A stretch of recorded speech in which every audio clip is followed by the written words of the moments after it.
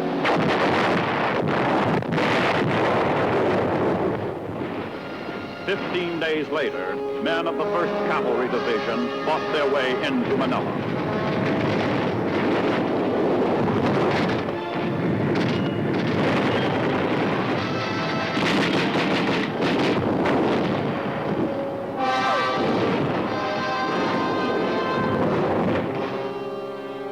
The capture of Manila included the Santo Tomas prison camp.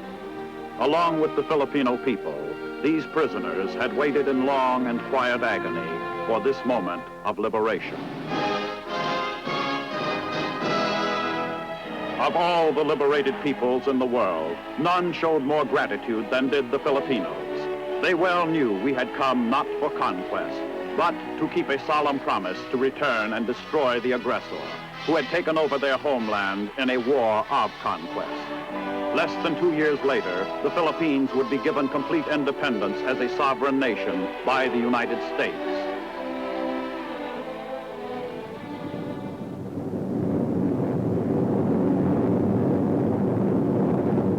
"13 days after the fall of Manila, our airborne troops landed on Corregidor.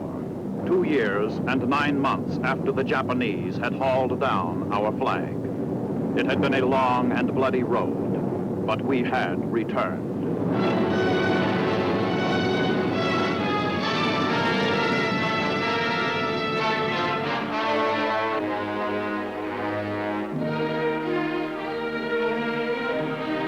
Who and where were those who once had said the American was no soldier, that he would not fight?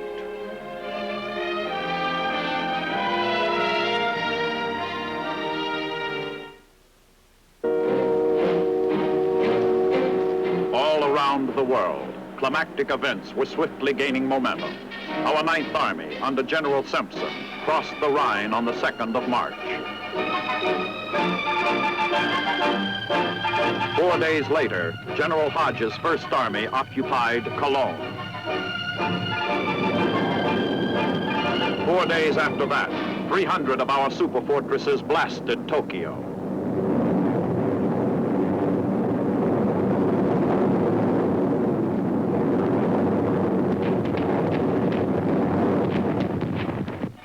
By the 17th of the same month, General Patton's 3rd Army had taken Koblenz. The next day, and half a world away, our troops invaded Panay Island in the central Philippines. 3 days after that, Patton's 3rd Army crossed the Rhine. 4 days later, General Eichelberger's 8th Army was landing on Cebu in the Philippines.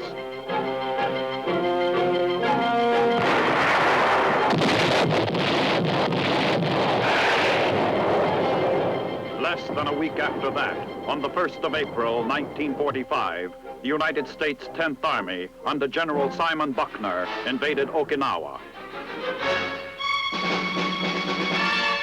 On the 11th of the same month, the 2nd Armored Division of the 9th Army reached the Elbe, only 63 miles from Berlin. The 3rd captured Coburg.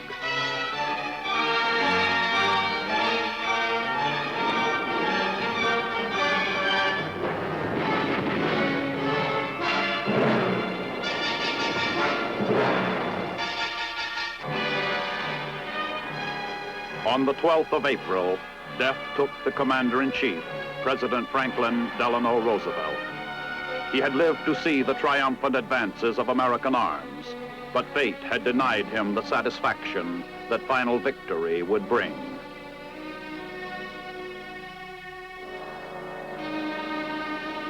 Less than a month after President Roosevelt's death, Germany surrendered. Hitler was dead by his own hand. Only a few days before, Mussolini had been killed by Italian partisans.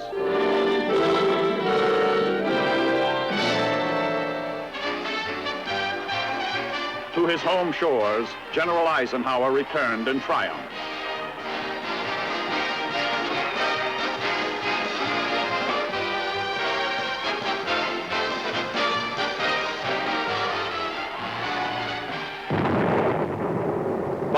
In the Pacific, a war was still going on, a big and bitterly fought war, with the end not yet in sight. Okinawa was a bloody battleground, as our 10th Army was finding out.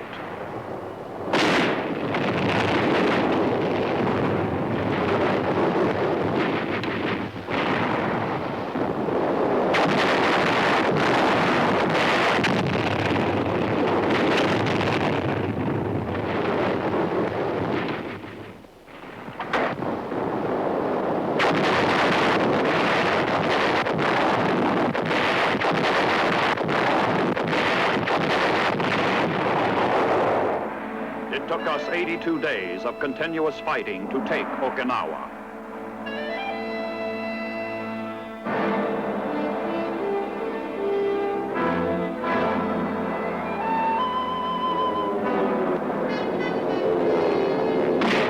Kamikaze attacks on our Navy took a heavy toll, but we fought back, never letting up.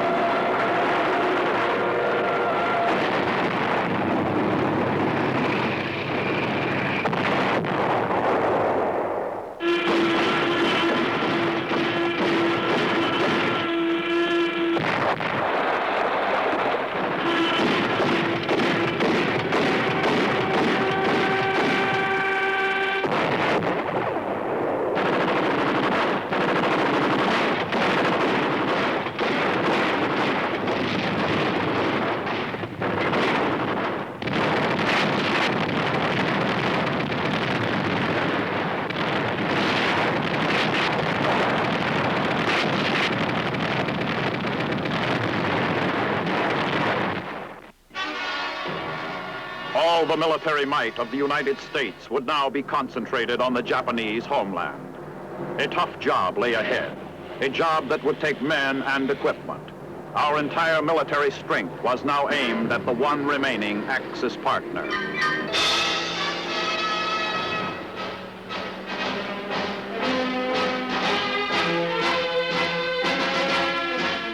Our military planners estimated that in an all-out assault upon Japan itself, our invasion forces would probably suffer 1.5 million casualties.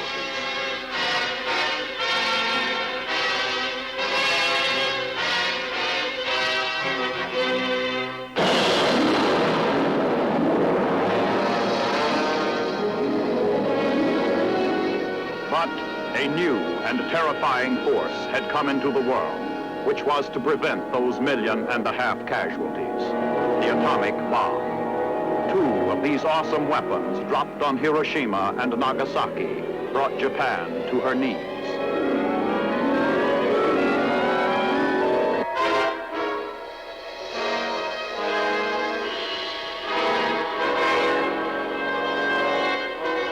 On the 2nd of September 1945, Japanese officials signed the Articles of Formal Surrender on the battleship Missouri in Tokyo Bay.